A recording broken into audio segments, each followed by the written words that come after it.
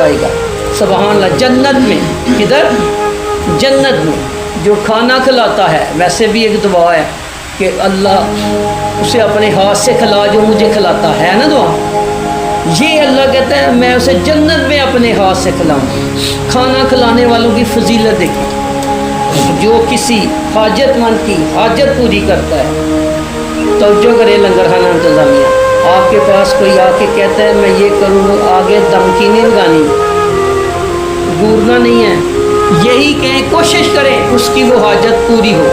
یہ نہیں کہ آپ کے پاس ظاہر صاحب نے اگلے دن 20 یورو دے دیے اپنے پاس نہیں کہ اچھا کچھ ارینج کرتے ہیں کچھ کرتے ہیں. بعض ایسے مستحق لوگ ہوتے ہیں ان کا حق ہوتا ہے. ان کی دعا ان کی بد دعا آپ کو لگ سکتی ہے. غافل نہ ہونا عاجزی پیدا کرنا. اللہ تعالیٰ کھانے والے کھلانے والے تعاون کرنے والے سب کے عزت میں علم میں مان میں برکتیں کا. دیکھیں کتنی فضیلت ہے. یہ لنگر خانہ ہر وقت دعائیں لے رہا ہے کہ نہیں رضاء صاحب؟ ہر وقت ڈاکٹر صاحب دعائیں آپ کے کھاتے میں آ رہی ہیں کہ نہیں؟ جہانگیر صاحب آپ کے کھاتے میں آ رہی ہیں نہیں؟ آپ کام کرتے ہیں آپ کے کھاتے میں دعائیں مل رہی ہیں کہ نہیں مل؟ کیسا شاندار کام ہے. اللہ کہتا ہے پتہ نہیں تم نے نماز پڑھی ہے میں نے قبول کرنی ہے یا نہیں کرنی.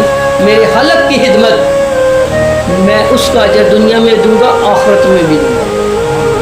سبحان اللہ. اب ہم اپنے چیپٹر مولا مہدی عیسیٰ علیہ السلام کی طرف چلے جاتے ہیں. جیسا کہ آپ جاتے ہیں سرکار غوث پاک کے سکتے. سرکار غوث پاک کو یہ سب کچھ کیوں ملا؟ 12 آئمہ کے صدقے 12 ولایتوں کے صدقے. آپ نے اینڈ کر دیا ان سے عشق کرنے کا. اینڈ ولیوں میں سردار بنا دیا نے. 12 آئموں کا سردار غوث پاک کو فیض ملا 12 ولایتوں کا. پھر آپ کو 11ویں شریف اس بدلے میں ملی. آج بھی 11ویں شریف کا حکم دلایا جا رہا ہے. یہ محبت ہے ولایتوں کی محبت ہے. لیکن اس کے بعد ہم نے کیا کیا؟ مسجدوں سے ان ولایتوں کا ذکر ہی بند کر دیا. ذکر خصوصاً اہل سنت کی کسی مسجد میں صرف 11ویں 12 مام ہمارے ہیں بھائی. ہم 12ویں والے بھی ہیں 11ویں والے بھی ہیں. اہل سنت کا عقیدہ ہے پہلے 12 مام یہ بعد میں 11ویں شریف. جو سرکار غوث پاک ہے یہ بیٹے ہیں ان کے حسنی حسینی ہیں سمجھ رہے. وہ 12 والے ان کے بزرگ ہیں باپ دادا ہیں. توجہ کرنی ہے. ان مولویوں نے ایسی چیز ایسا انتشار پیدا کیا ایسا المیہ ایسا کراس لگا دیا اہل سنت میں. بھائی یہ 12 ماموں کا آپ نے ذکر نہیں کرنا. 12 آئمہ کی ولایت کا ذکر نہیں کرنا. بھائی یہ شیعوں کے بھائی یہ سب مسلکوں کے ہیں. جو ان ولایتوں کو مانے گا جنت کا اعلان بھی ہو چکا. انہیں روک کر دوزخ میں پھینک دیا جائے گا.